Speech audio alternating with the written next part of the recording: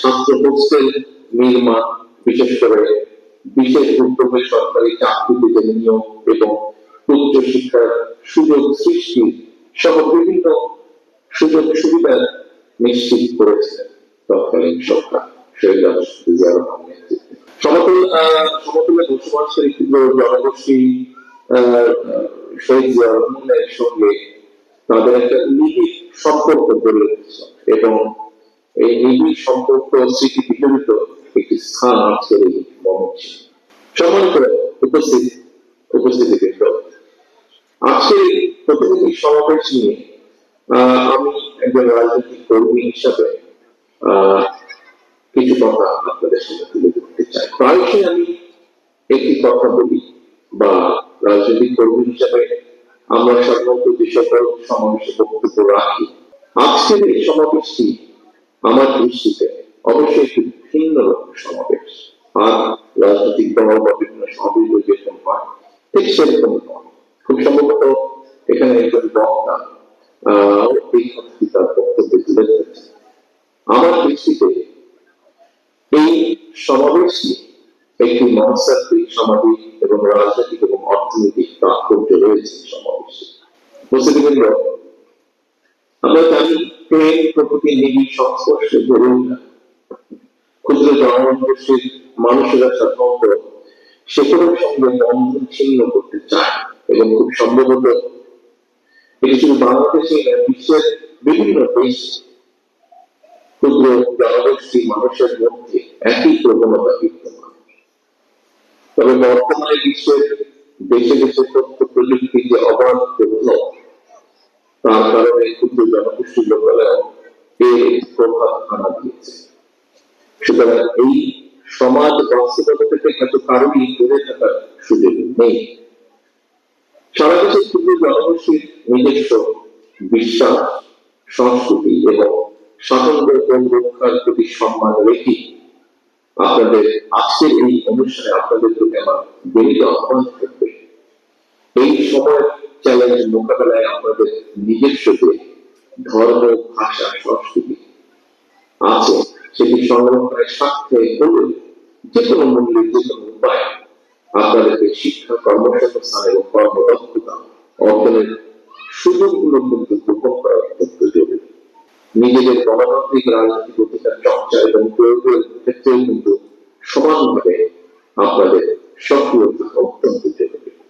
শিক্ষাক্ষেত্রের সহ আপনারা যাতে ঐক্যবদ্ধভাবে আপনাদের সকল নাগরিক সুবিধা এবং সুযোগ সুবিধাগুলো ভোগ করতে পারেন রাষ্ট্রের দ্বারা, রাষ্ট্র রাজনীতি সম্পর্কে আপনারা যাতে আরো সচেতন হয়ে উঠতে পারেন, সেই লক্ষ্য নিয়েই কিন্তু 2007 সালে দেশের খালেদা জিয়ার বিশেষ আগ্রহে ক্ষুদ্র জাতিগোষ্ঠীকে সামাজিক এবং রাজনৈতিকভাবে সংঘবদ্ধ করার এবং সংযুক্ত করার উদ্যোগ নেওয়া হয়েছে। এবং সেই উদ্যোগের ধারাবাহিকতায় কিন্তু রাজনৈতিক সামাজিক কার্যক্রমের এক পর্যায়ে 2014 সালের 7 সেপ্টেম্বর খুব সম্ভবত বিএনপির অস্থায়ী সহযোগী সংগঠন হিসেবে জাতীয়তাবাদী ক্ষুদ্র জাতিগোষ্ঠী দলের সাংগঠনিক কার্যক্রম শুরু হয় এবং এই প্রতিফলনে সমতল ভূমিতে বসবাসকারী ক্ষুদ্র জনগোষ্ঠী আজকের এই প্রতিনিধি সমাবেশ। সম্মানিত উপস্থিতিবৃন্দ, সম্মানিত সভাপতি, মঞ্চে উপস্থিত সম্মানিত অতিথিবৃন্দ, ক্ষুদ্র জনগোষ্ঠীর নিজ নিজ বিশ্বাস এবং সাংস্কৃতিক সম্পর্ক অক্ষুণ্ণ রেখে বাংলাদেশের একজন নাগরিক হিসাবে নিজেদের এবং আগামী প্রজন্মের গণতান্ত্রিক রাজনৈতিক অধিকার এবং স্বাবলম্বিতা ও সমৃদ্ধি নিশ্চিত করতে আজকের এই সমাবেশ আমি মনে করি অত্যন্ত গুরুত্বপূর্ণ। আপনারা যারা বিভিন্ন জাতিগোষ্ঠীর প্রতিনিধিত্ব করছেন, আমি মনে করি একটি বিষয় যদি আপনারা লক্ষ্য রাখেন, সেটি হচ্ছে এই মুহূর্তে যতটুকু সরকার বা রাষ্ট্রের পক্ষ থেকে গৃহীত শিক্ষা এবং উন্নয়ন কার্যক্রমগুলো চালু আছে, সেগুলি প্রতিটি জাতিগোষ্ঠীর কাছে পৌঁছে দেওয়া এবং তাদেরকে সচেতন রাখা আমি মনে করি যারা প্রতিনিধিত্ব করছেন তাদের অন্যতম একটি গুরুত্বপূর্ণ দায়িত্ব। পাহাড়ি অঞ্চলে কিংবা সমতলে বসবাসকারী প্রত্যেকটি জনগোষ্ঠী নিজের এবং নিজ দেশের স্বার্থ সম্পর্কে যদি সচেতন থাকে, তাহলে অবশ্যই কোনো অপশক্তি বিভ্রান্তি সৃষ্টির সুযোগ নিতে পারবে না, সক্ষম হবে না। সম্মানিত উপস্থিতিবৃন্দ, বাংলাদেশের সমতল ভূমিতে এবং পাহাড়ি অঞ্চলে বসবাসকারী ক্ষুদ্র জাতিগোষ্ঠী কিংবা ক্ষুদ্র নৃগোষ্ঠী সংখ্যা সব মিলিয়ে খুব সম্ভবত অর্ধশত।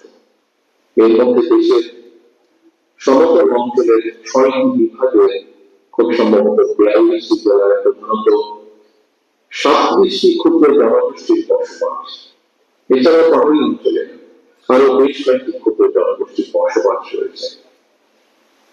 এইভাবে বহু জাতি এবং বহু ভাষা এবং বহু সংস্কৃতির মানুষের দেশ আমাদের এই প্রিয় মাতৃভূমি বাংলাদেশ। ক্ষুদ্র জনগোষ্ঠীর প্রতিনিধিবৃন্দ স্বাধীনতা বাংলাদেশের সবাইকে বাঙালি বানাতে গিয়ে ক্ষুদ্র জনগোষ্ঠীর মনে একটি অবিশ্বাসের বীজ বা অশান্তির বীজ বপন করা হয়েছিল। কিন্তু পরবর্তীতে আমরা দেখেছি স্বাধীনতার ঘোষক শহীদ রাষ্ট্রপতি জিয়াউর রহমান বাংলা কৃষি জাতীয়তাবাদ প্রতিষ্ঠার মাধ্যমে ক্ষুদ্র জনগোষ্ঠীর মন থেকে সেই অবিশ্বাস বা কষ্টটি দূর করতে সক্ষম হয়েছিলেন। বিএনপির দৃষ্টিভঙ্গি হচ্ছে ভাষা, গোত্র, বর্ণ কিংবা দল, ধর্ম, বর্ষ যার প্রিয় মাতৃভূমি বাংলাদেশ সবার ধর্ম, বর্ণ, গোত্র কিংবা ভাষা যার যাই হোক, পাহাড়ি কিংবা সমতলে বসবাস যার যেখানে হোক না কেন, যারা এই বাংলাদেশ নামক ভূখণ্ডের বৈধ নাগরিক, আমাদের প্রত্যেকের প্রথম এবং প্রধান পরিচয় আমরা বাংলাদেশ।